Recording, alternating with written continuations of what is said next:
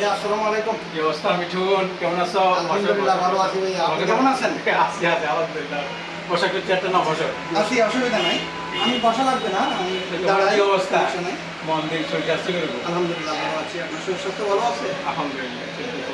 যাই হোক ভাইয়া, সমসাময়িক বিষয়ে আপনার সাথে তো আলোচনা হয়। ঠিক আছে বলো। তারই ধারাবাহিকতায় একটা প্রশ্ন রাখতে চাই, সেটা হচ্ছে যে বলো, বলো ভাইয়া, বলো। বহির্বিশ্বে তো এখন আসলে তুল কালাম কাণ্ড ঘটে যাচ্ছে। কিরকম? যেমন আপনি অবশ্যই অবগত হবেন, সকল সোশ্যাল মিডিয়ায় থাকেন, যে ফিলিস্তিনি গাজার উপর ইসরায়েলের বর্বরোচিত হামলা, প্রায় অলমোস্ট 400 নিরীহ লোককে ব্লাস্ট করে হত্যা করা হয়েছে।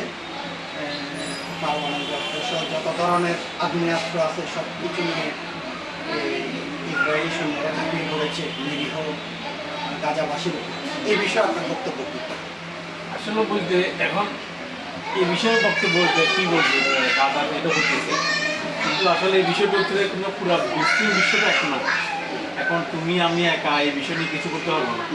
এই বিষয় নিয়ে যদি মনে করো কিছু করতে হলে পুরো মুসলিম জাতিকে একটা ঐক্যবদ্ধ হতে হবে। এখানে আমি কিছু দেখতে পাচ্ছি, যখন মনে করো সোশ্যাল মিডিয়ায় ঢুকতেছি, দেখতেছি সবাই একটা পোস্ট দিচ্ছে। এখানে পোস্ট দিয়ে কিছু হবে না।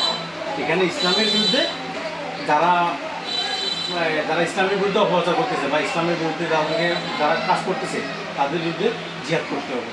এক কথা এটা পুরো মুসলিম জাতিকে এক হতে হবে। এটা ছাড়া তো ধন্যবাদ ভাইয়া, আপনার উত্তরটি আমার ভীষণ পছন্দ হয়েছে। পাশাপাশি যতটুকু যে গুগল বলেন, সামাজিক যোগাযোগ মাধ্যম বলেন, এগুলো অ্যানালাইসিস করে জানতে পারি যে মুসলিম বিশ্বের যে প্রতিনিধি, যেমন সংযুক্ত আরব আমিরাত, তারপরে আপনার যে ওমান, এই দেশগুলো নীরব ভূমিকা পালন করছে। আসলে বলতে এখন এটার কারণ হচ্ছে তোমার বলি, তুমি এখনো তো আর একটু বয়স হলে বুঝবে।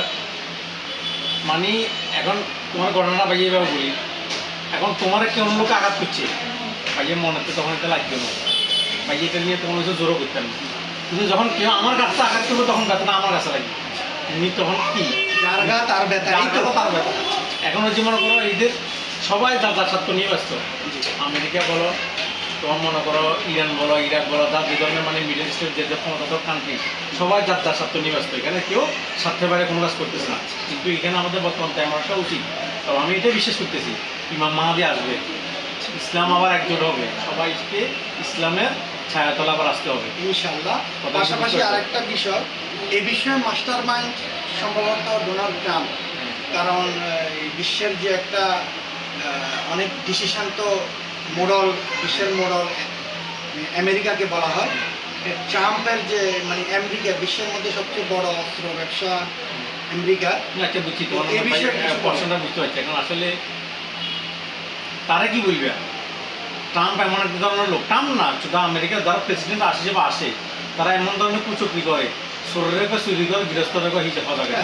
Right, exactly. তোমার এক কথা বুঝে দিচ্ছি আসলে এই জন্য ভাইয়া আমার পর ক্ষুদ্র মানুষ এইসব বিষয় নিয়ে মাথা কামাই না, সবসময় আল্লাহ কাছে প্রার্থনা করি সব মুসলিম জাতির উপর ধর্ম দর্শন করো।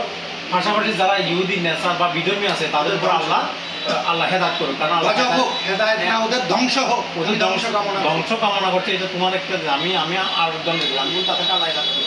কারণ হেদায়েত ছাড়া, আল্লাহর হেদায়েত ছাড়া কোনো ব্যক্তি কিছু করতে পারবে না। সুতরাং আমরা এই যে ফেসবুক মিডিয়া পর্যন্ত ঠিক আছে, তাহলে তোমার জিনিসটা ক্লিয়ার হচ্ছে। বাইরের আসলে বক্তব্যগুলো অত ভালো লাগছে, ভালো লাগছে। ঠিক আছে, আসসালামু আলাইকুম ভাইয়া।